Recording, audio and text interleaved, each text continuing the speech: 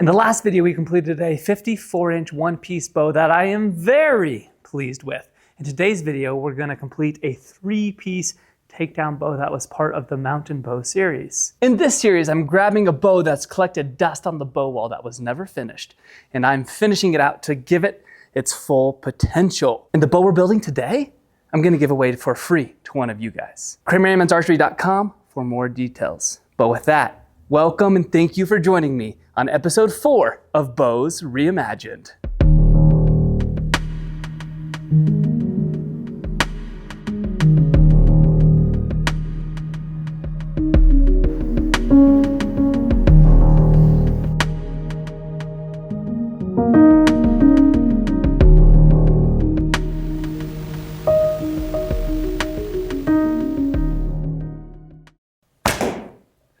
Our to-do list for today is to re-tiller this bow. We have an even tiller right now, but it's not super smooth, as well as the brace height's a little high, I think, for optimal smoothness with this style. Additionally, we've got a little bit more touch-up around the string grooves, as well as with this bow, it's a pretty light poundage bow, so I'm gonna bring the arrow shelf in further. Right now, the bow looks pretty cool overall, but I think we can turn it from a hand shock monster into a smooth shooting bow that somebody can use, rather than it just sitting on the wall gathering dust. First things first, make it shoot good. Second thing, make it look good. At the moment I built this bow, I was testing out different styles to see what the maximum speed is I could get on a bow. So that's why I didn't tiller it to perfection, is because I knew the correction I wanted to make and I moved on to the next style. That doesn't mean this bow's bad, but what it means is that it's probably not the fastest style shooting bow.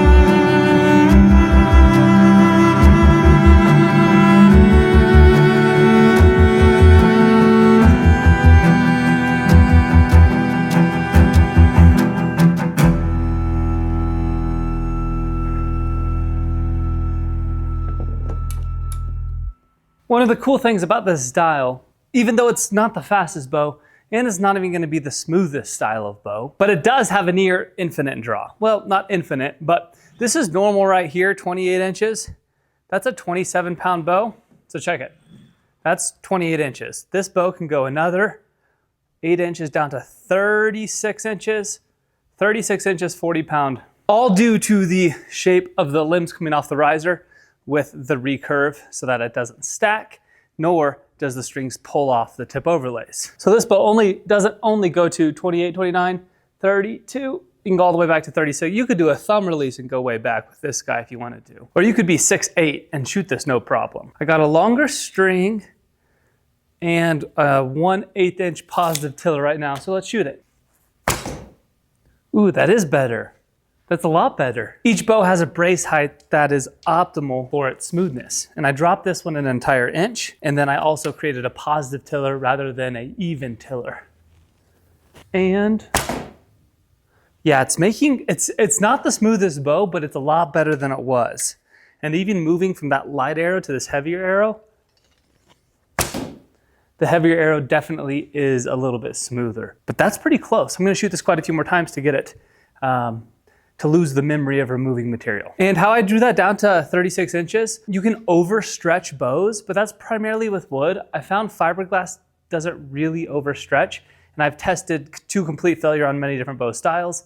Drawing it beyond the draw length you're gonna shoot with fiberglass is not a big deal. If you're doing an all wood bow, that would be a no-no, because it's gonna start to mess things up more.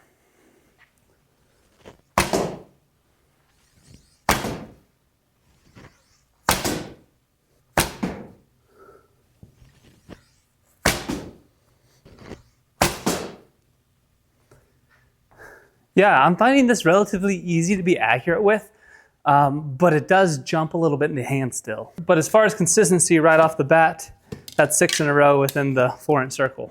The same way each bow has an optimal brace height for smoothness, each bow design has an optimal positive tiller for smoothness. And the best way I found to discover this is trial and error. So I've tried an even tiller, I've tried an 1/8 inch positive tiller. An 1/8 inch is better than even. Let's bump that up to a 1/4 inch positive tiller and see if that is even smoother. Some bows are better at 1/2 inch and some are a little better closer to even depending on the specific design, but most of the time it's right around that 1/4 inch. So let's go to 1/4 inch. If it gets worse, we'll go back to an 1/8 inch positive tiller, and if it gets better, we'll leave it right there.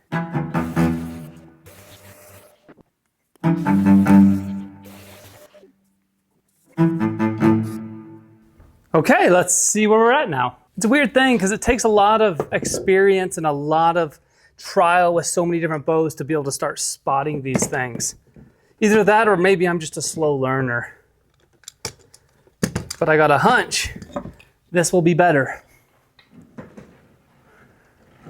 I measure from the deepest part of the belly, 7 1/8 there. Deepest part here, perfect. 6 7/8. Okay, 1/4 inch positive tiller now. Positive tiller. Let's shoot it. Feels good. It's close. I don't know if it's better. It might be a little better, might not be. I want it to be better, so I'm not sure if I'm biased in that manner, wanting to say it's better, but it feels nice, and without shooting them side by side, now it's tough. It feels so much better than it originally did, that's for sure. I don't know if it improved just a little bit or not, but I think I'll leave it there because it's feeling pretty good. I guess if I reverse the question and say, is there more hand shock? Do I feel more vibration? I definitely don't than the 1/4 inch positive tiller. So it's either better or the same, which is good news. Yeah, I like this. If you've always shot a bow that's right at near your max draw weight that you can pull, you're missing out on so much accuracy and so much fun.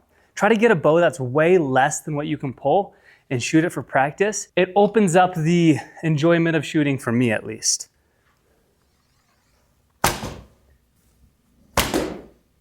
Yeah, this is great. This is really good. Okay, so we can do the green check mark for the tiller and the draw weight, everything's proper. Now we need to clean everything up. A lot of hand sanding and cleaning up the handle. I did put a finish on this, but I'm going to match it all together and redo the finish. So let's remove the finish on the handle and clean it all up and then put a nice spray finish on the sucker. Then I think I'm gonna take it out to the property and do some shooting. I nearly forgot the other thing I was gonna do is cut in the arrow shelf deeper because this type of bow will allow for it, and that should just make it shoot even sweeter. So let's do that as well.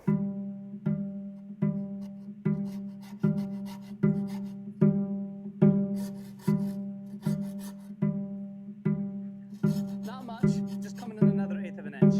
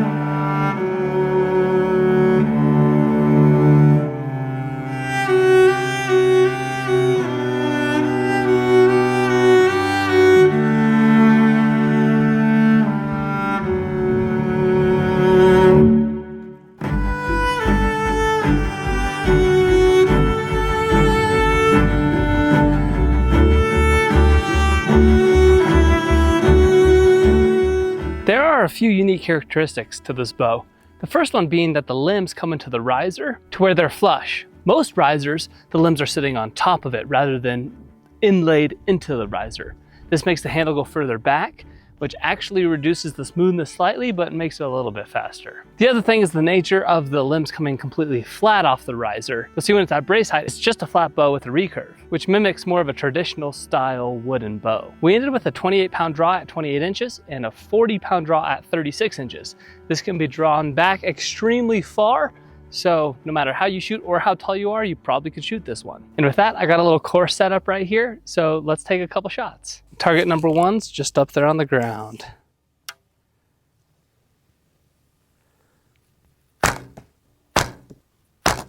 Not a bad first group. Next, I need to thread the needle and split the trees.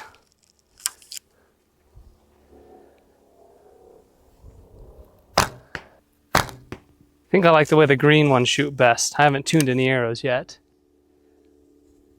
but I'm shooting better with those. All right, now we got Joe the deer. This one's a little further, so yeah, we don't want to miss because we just get stuck on logs. Nice.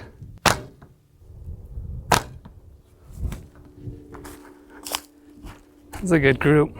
I will say this longer recurve style feels very accurate. Now we've got Jim the deer. Do you see him? No, because we're taking a really far shot. Don't know the distance here, but why not take some beyond 30 for the fun of it? Okay, this should drop quite a bit because of the speed. Let's see what we can do. Probably, yeah, aim near the top of the back. Yeah, just a little low. Okay, let's make an adjustment. There we go. Okay, one more to split the difference. Oh, low again. Yeah, no doubt that's a downside when shooting with a slower bow, is it starts dropping dramatically after 20-25 yards. So I shot at 30-35, and getting the up and down right is much more difficult, where within 15-20 yards, I was keeping it real tight. Really fun shot here. You gotta shoot back up the bank, uphill.